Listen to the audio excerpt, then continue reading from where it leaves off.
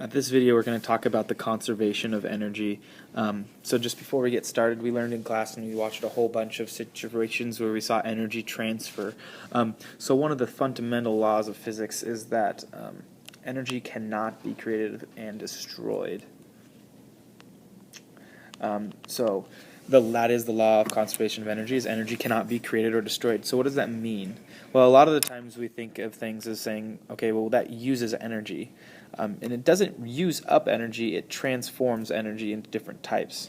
So just a typical example from everyday life is we have just a hair dryer that's plugged into the wall here. So we use these like to dry our hair. So our hair come out of the shower, it's wet. We need something hot to dry it. So how does that happen?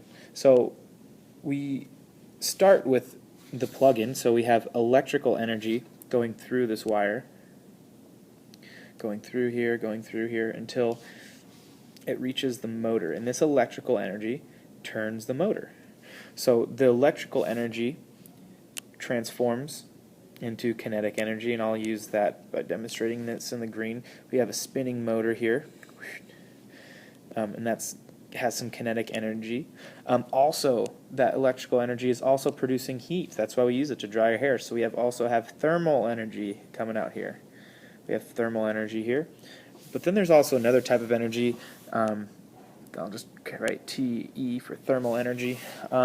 There's also sound energy. So when we plug in the hairdryer, turn it on, it creates a sound. So there's also some energy leaving this hairdryer. Right here, I'll do that in black. From sound, so I'll write that SE, that's sound energy. So what the conservation of energy, the law of conservation of energy is saying is that this energy is not being used up, it's being transformed.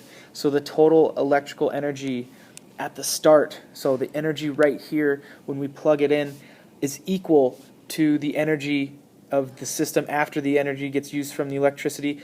It's just being transformed into different types. So the energy from the electricity gets transformed to 3 different types, which are thermal energy, sound energy, and kinetic energy. And if you were to add up all those energies, it would equal the amount of energy that you started with. Also, there's a little bit, and if you're an electrician, you're probably arguing with me right now, you also have the energy going back this way. But all those energies have to be equal from the law of conservation of energy. If you have any questions, feel free to talk. Hopefully this helped clear it up. There's a ton of examples from everyday life. Everything that changes or moves has energy. So next time you go outside, go ahead and look for some energy transfers.